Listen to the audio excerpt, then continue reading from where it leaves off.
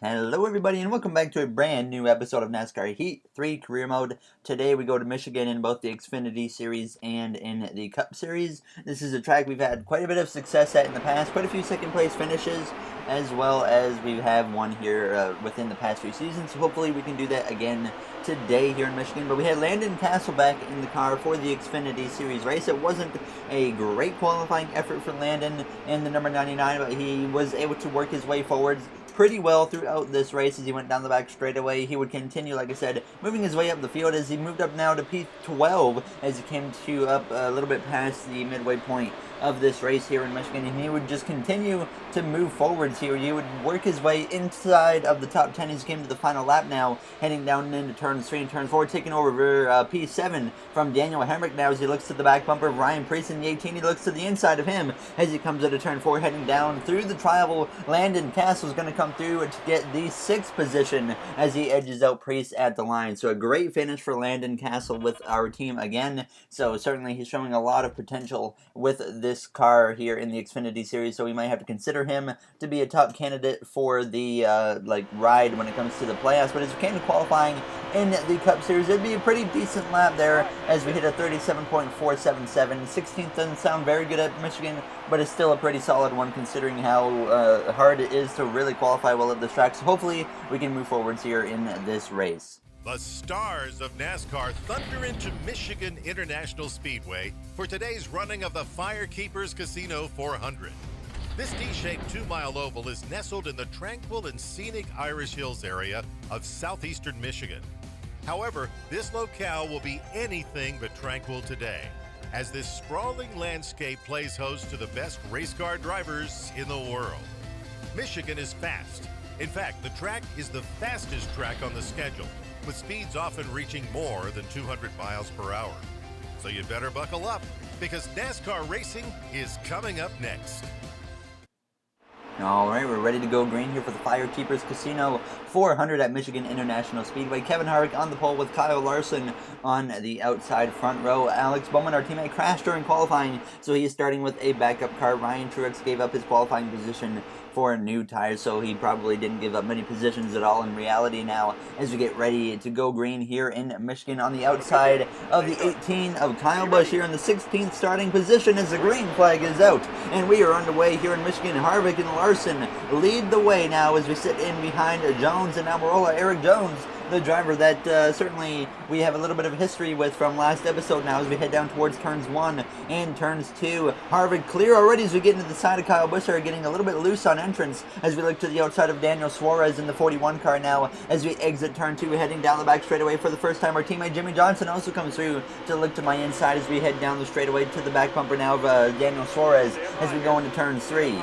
Suarez just a few spots right now outside of the playoffs in our career mode, but he really needs to pick things up if he wants to get in. Jimmy Johnson, obviously the first guy out of the playoffs, unless Cody Ware falls outside of the top 30 in points now as we come down the front straightaway, crossing the line, completing the first lap here in Michigan as we look to the outside, making a 3 wide with Suarez and his Stewart Haas Racing teammate of Eric Almirola as we go down into turns 1. Still 3 wide with those two cars now as we exit the second corner. We would be able to get ahead of Suarez and take over P17, but we would continue moving forwards as our teammate Jimmy Johnson, he had gone back past me, but as we came to lap 4 now, sitting P14, so we only had gained a couple positions now as we were coming through turns 3 and turns 4. A little bit of a tough time moving my way through the field, unlike usual. Usually here I can get up into the top 10 pretty quickly, but we would end up getting a caution here, and that would set us up obviously for a restart. I could not find what brought out the caution, but obviously we were ready to go green. Maybe a blown engine or something brought it out, but now we're ready to go back racing now as the green flag is out,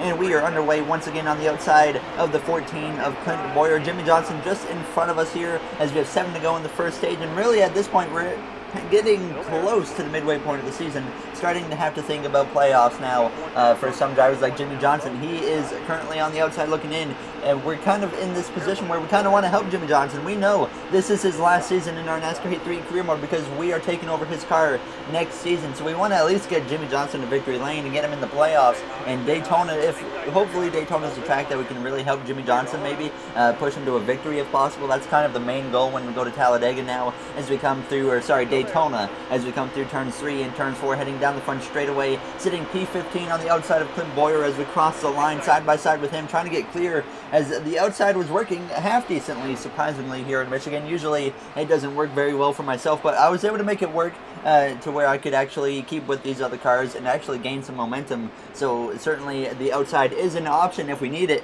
later in this race now as we head down the back straightaway. 3 wide in front of us between Austin Dillon, Kyle Busch, and Brad Keselowski, as Austin Dillon, though, he fades out of the 3 wide as we go down into turn 3 on the outside of Ryan Newman at this point.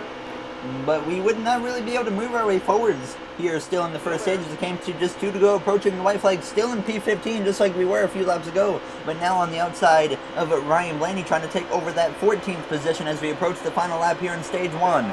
And as we head down towards turns 1, getting a pull from Denny Hamlin, allowing myself to just barely get clear of Blaney now as we go into turns 1, leaving him the lane he needs, though, just to make sure I don't run down into him now as we look to the inside, though, of Denny Hamlin as we head down the back straightaway, exiting turn 2 for the final time here in stage 1, and we clear Hamlin down the back straightaway, taking over now P13 as we look to the inside of the 3 of Austin Dillon, trying to take over P12 as we go through turns 3 and turns 4 for the final time here in stage 1. Logano just up ahead now as we exit the 4th turn, heading down the front straightaway, not close enough to Logano to get a position out of it, but we will come across the line to get P12 in stage 1, which is a pretty disappointing stage 1 effort from myself. I felt like we really have the speed to be up in the top 5 even, but just couldn't quite pull it off there as the stage winner was Martin Truex Jr., so we would come to pit road to take 2 cans of fuel and 4 tires, setting us up for a P12 restart here to start the second stage. Alright, we're ready to go green, though, for this second stage. Jimmy Johnson inside the top 10 right now. Now as we get ready to go green, the green flag is back out on the outside of the 22 of Joey Logano as we come through to cross the line. It is a 12-lap stage here for the second one. Now Jones just in front of us here, obviously. Certainly want payback on him. Certainly might not be the track to do that. Now as we go through turns 1 and turns 2, if we get a chance, maybe just punt the 20 out of the way, maybe we might be able to hop on that opportunity now as we come out of turn 2, heading down the back straightaway on the outside of the 3 of Austin Dillon there in the Dow Chevrolet as we head down the back straightaway side by side as we go down into turns 3 and turns 4. Hamlin lurking behind as I kind of go way wide there, as that was just a little bit of a mistake on my part, but we do stay clear of Denny Hamlin and hold on to P14 now as we come out of turn 4, heading down the front straightaway. And we have certainly been up on the outside lane a good majority of this race. Haven't quite been able to get to the bottom for the most part, but obviously the bottom is going to be where the most speed is at for us, so we certainly need to get down there, but I just keep finding myself up on the top lane now as we exit turn 2, heading down the back straightaway. Truex leads over second place of Kyle Larson there as we head down the back straightaway, clearing Austin Dillon and clearing Ryan Newman as we go into turn 3, taking over P11 behind the 18 of our former teammate from last season of Kyle Busch as we go through turns 3 and turns 4, looking now to the outside just about of Joey Logano, but we would stay in P12 now as we were looking to the inside of Jamie McMurray. Just a lap or so later, we had gotten past Kyle Busch, and now we were passing Jamie McMurray, taking over P11 once again, and we would look to the inside as well of Austin Dillon and take over the 10th position as Joey Logano was just up there in the 22 just in front of Ryan Newman. So we moved into the top 10 at this point, and then after here became a bit of a struggle getting past Ryan Newman. Shocker there. Ryan Newman, obviously known as one of the hardest drivers to pass in NASCAR, as we came to a few laps later on lap 7, just struggling to build up the run at the right spot to pass the 6th car of Newman. But we came to now lap 10, and I finally had the opportunity to look to his inside down the back straightaway as we went down towards turn 3. We would be able to make the pass on Newman and take over P9 as Truex continued to lead this race. And as we came towards now the final lap in this second stage, we were still running in the 9th position there as we come through to cross the line with 1 to go. Newman about 5 or 6 car lengths or so behind me. Logano, he's too far up ahead for me to really be able to run him down as we kind of lost contact with this main group up ahead, but we're still setting ourselves up pretty well for this third and final stage now as we head down the back straightaway for the final time here in stage 2, sitting P9. Usually we're up in the top 5 or so, but unfortunately it just hasn't gone our way so far yet today here in Michigan as we come through turns 3 and turns 4 for the final time. Newman lurking behind, who's having a great run today here in the top 10 as we come through the trial. We're going to come through to get P9 in the second stage as Kevin Harvick, he wins stage 2, continuing the momentum he's been carrying for the last recent episodes here in our career mode. So Harvick trying to build up as many playoff points as he can, obviously, now as we would come to pit road again for 2 cans of fuel and 4 tires. Jimmy Johnson got P2 in stage 2 22, so great effort for him as well as get ready to start P9 here behind our teammate of Chase Elliott. And we're ready to go green now for the third and final stage. The green flag is out, and we are underway for potentially the final time here in Michigan. It is now 18 laps to go in this first stage on the inside of the 22, or the third stage, sorry, now as we head down towards turns 1 and turns 2. Jamie McMurray just behind as we come through the center of the corner. Not a good restart for the 48 car of Jimmy Johnson as he holds up Keselowski and Jones as we exit turn 2, still side by side with the 22 of Logano. Try to give him a little bit of a side draft as we head down the straightaway. Now heading down towards turn 3. He does get a little bit of a pull, but we keep him from getting clear now as we go into turn 3 and turns 4. McMurray and Newman battle behind us as we go through the center of the corner. Harvick obviously clear for the lead. Truex in that second position, and Kyle Larson moves through to take over P3. Larson has had a strong car all race, and he's been showing it now as we cross the line to complete the first lap here in the third and final stage.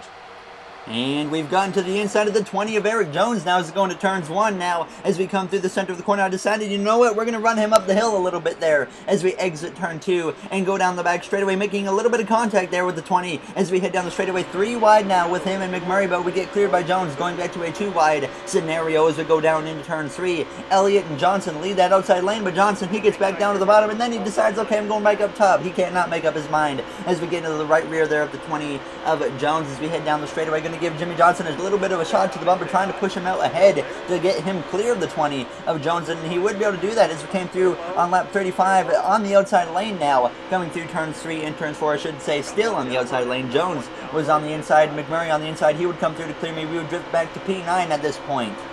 But we would get to the inside and move up into that 8th position as Kevin Harvick had started drifting back. He had fallen in behind me, and Johnson was sitting here on this outside lane in 7th. I decided to just kind of go for the position. I could have let him in, but I went for the position anyways. So we would sit P7, and things would start to get a little bit more unorganized, and we would kind of get into multi-lane racing again as it was single file as we came to 10. Go looking at the inside now of the 2 of Keselowski and the 42 of Kyle Larson, moving up for a brief moment into P6, but we would drift down to the 8th position as we came to just a few laps later in this event. Racing alongside Brad Keselowski as we were exiting turn 2, we would make contact there as we came out of the corner getting sideways, but we wouldn't make a save, but we would drift back to P10 behind Joey Logano, and we would come to 3 laps to go at this point, and we were kind of stuck behind the 22. I just went nowhere within the 3 or 4 laps after that incident, but we would look to the inside of the 22 now, approaching just 2 laps to go in this race, having to make a comeback here after being towards the top 5, making contact with the 2 of Keselowski, putting us behind. But now as we cross the line, 2 to go as we come through here, looking to the inside now, the 18 of Kyle Busch and the inside of Chase Elliott, 3 wide as we go down into turns 1 and turns 2. At this point, Kyle Larson in command as we also look to the inside of the 40 and the 2 of McMurray and Keselowski as we head down the back straightaway, going from 10th to 6th in about half a lap now as we go down the back straightaway, approaching the final lap here in Michigan. Larson in command as we go through turn 3, clearing the 40 of McMurray, looking to the inside again of the 2 of Keselowski as we come through the center of the corner now, exiting turn 4, trying to close in on Harvick now as we approach the final lap, trying to look to his inside as we come through. The white flag is in the air here in Michigan now, side by side with the 4 of Harvick, and as we go down towards turns 1, we easily clear the 4 of Harvick and now set our sights on Martin Truex Jr. and Kyle Larson as we come through turns 1. Larson looking for what I believe is win number 1 on the season. He's just 3/4 of a lap away from doing that. Now he's going to have to wait as we get a caution, and now that's going to force overtime here in Michigan. Larson, Truex, your front row. Now we are in the attack position here in P3 as we get ready to restart late here in Michigan behind Larson as we have a chance to maybe take the lead now as the green flag is out, and we are underway with 2 laps to go for overtime here in Michigan, and it's a great launch, and we're going to take this opportunity and look to the inside of Larson and make it 3 wide with him and Martin Truex Jr. as we go down towards turn 3. We're going to take the lead now in Michigan. An incredible restart as we go through turns 1 and turns 2 in command now in Michigan now as we exit turn 2. Larson behind. He's going to maybe jump up to the top. I'm going to protect the bottom because I know if we let the bottom go, we are going to lose the lead. Now as Larson, he builds up a big run on the outside as we go down towards turn 3, side by side with the 42 of Larson, and I get a bad entrance to the corner, and that allows Larson to get clear of me now as we exit turn 4, making a mistake there as we came through turn 3. Now Larson is away, and Truex looks to my outside inside as well, and if Truex gets by us, we're done for. As we come through, crossing the line, the white flag is in the air now as we go down towards turns 1 and turns 2. It looks like we had an opportunity to win this race, but now that opportunity has dwindled as we come through the center of the corner, clearing Truex, heading down the back straightaway now for the final time here in Michigan. Larson about 3 to 4 car lengths ahead, certainly out of range unless we nail turn 3 and turns 4 as we go through turn 3 wide behind us now as we come through the center of the corner, not close enough to the 42, and now we get onto the apron and sideways we go, but we make the save now as we come out of turn 4, heading down through the tribal. Kyle Larson comes through to win in Michigan, and we come through to get the 8th position there as we came through turn 3, and I was pushing really hard, just trying to stay as low as I could. I hit the apron. Even if I didn't hit the apron, the 42 still had enough of a gap on me to where we weren't going to get him, but I was giving it everything I had right there. Certainly, I should have thrown a block on Larson, maybe going down the back straightaway, but my mindset was I need to protect the bottom because I felt like if I went up to block Larson, someone could have easily gotten to my inside because there was 2 huge runs coming from behind me. So if I blocked the outside, someone gets through on my inside, I probably would have not even had a chance on the last lap to maybe steal a victory. But as always, if you guys enjoyed this episode, make sure to comment, like, and subscribe. Those would all be very, very appreciated. I'd like to thank you all for taking the time out of your day to watch this video. On the next one, we go to Iowa in the Xfinity Series, and I believe we got our first road course race of the season at Sonoma in the Cup Series. We've won there before with a last lap pass on Kurt Busch, so hopefully we can get another win at Sonoma this time around. Jimmy Johnson now 30 points out. Daniel Suarez 66 as Cody Ware still in the playoffs for just a few points above that top 30. So he's in rough shape, but he might be able to hold on. So I'll see you guys in the next one. Thank you for watching, everybody, and have yourselves a great day.